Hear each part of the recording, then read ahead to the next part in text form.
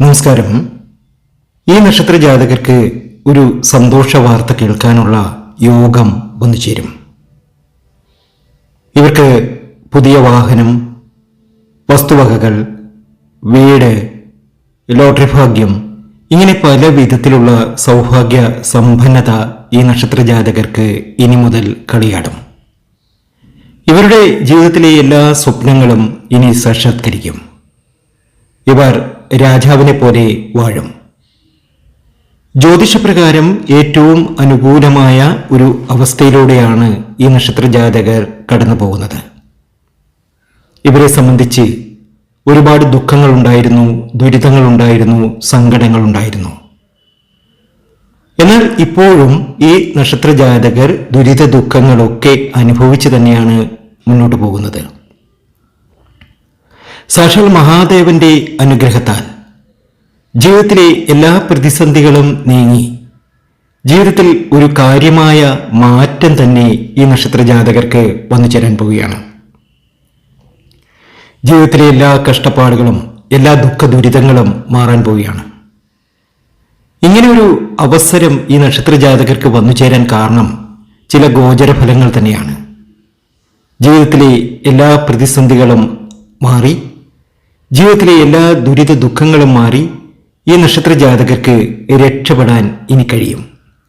ആശിച്ചതും ആഗ്രഹിച്ചതും ഒക്കെ ഇവർക്ക് നേടിയെടുക്കാൻ കഴിയുന്ന സമയമാണ്. അതിൽ ആദ്യത്തെ നക്ഷത്രം എന്ന് പറയുന്നത് കാർത്തിക നക്ഷത്രമാണ്. കാർത്തിക നക്ഷത്ര ജാതകർക്ക് ജീവിതത്തിൽ ഇനി ഉയർച്ചയാണ്, ഭാഗ്യമാണ്, നേട്ടമാണ്. ലോട്ടറിയൊക്കെ അടിക്കാനുള്ള സാധ്യത ഇവരിൽ കൂടുതലാണ്. പുതിയൊരു വാഹനം വാങ്ങാൻ, പുതിയ വസ്തുവകകൾ വാങ്ങാൻ, അതുപോലെ തന്നെ വിദേശ രാജ്യത്തേക്ക് പോകാൻ, ഇതൊക്കെ യോഗം വന്നു ചേരുന്ന സമയം തന്നെയാണ്. ഇവർ പലവിധ ബുദ്ധിമുട്ടുകളും സങ്കടങ്ങളും ഉള്ളിൽ പേറി ജീവിക്കുന്നവർ തന്നെയാണ്. പല അബദ്ധങ്ങളും പറ്റിയിട്ടുണ്ട്. ജീവിതത്തിൽ പല സങ്കടങ്ങളും ഇവർക്കുണ്ട്. തൻ്റെ സങ്കടങ്ങളൊക്കെ ആരോടെങ്കിലും ഒന്ന് തുറന്നു പറയാൻ ആരുമില്ലല്ലോ എന്നുള്ള ഒരു മനോവേദന ഈ നക്ഷത്ര ജാതകർക്കുണ്ട്. കാർത്തിക നക്ഷത്ര ജാതകരുടെ ജീവിതത്തിലെ ഏറ്റവും സുപ്രധാനമായ, ഏറ്റവും ഭംഗിയുള്ള, ഏറ്റവും നല്ല രീതിയിൽ സന്തോഷത്തോടുകൂടി ജീവിക്കാൻ കഴിയുന്ന ഏറ്റവും അധികം യോഗം വന്നു ചേരുന്ന സമയം തന്നെയാണ് ഇനി. കാർത്തിക രക്ഷപ്പെടും. ജീവിതത്തിൽ ഒരുപാട് സാമ്പത്തിക നേട്ടം വന്നു ചേരും. ആശിച്ചതും ആഗ്രഹിച്ചതും ഒക്കെ ഇവർക്ക് നേടിയെടുക്കാൻ ഇനി കഴിയും. രണ്ടാമത്തെ നക്ഷത്രം എന്ന് പറയുന്നത് തിരുവാതിര നക്ഷത്രമാണ്.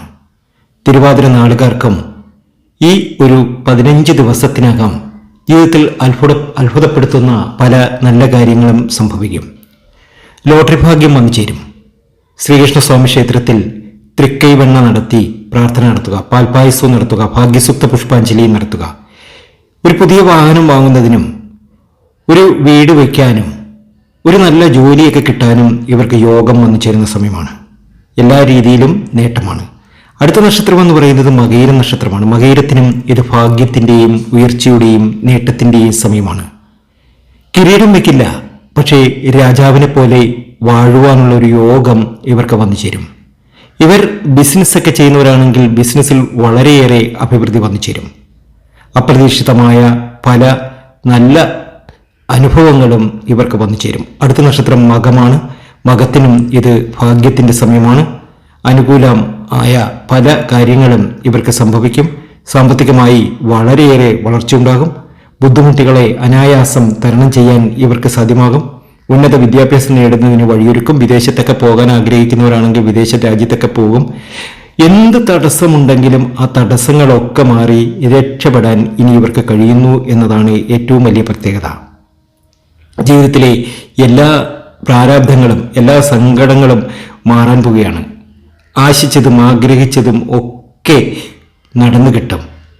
നിങ്ങൾ പറയുന്ന, നിങ്ങൾ മനസ്സിൽ ഉദ്ദേശിക്കുന്ന കാര്യങ്ങളൊക്കെ ദൈവം തമ്പുരാൻ നിങ്ങൾക്ക് സാധിച്ചു തരും.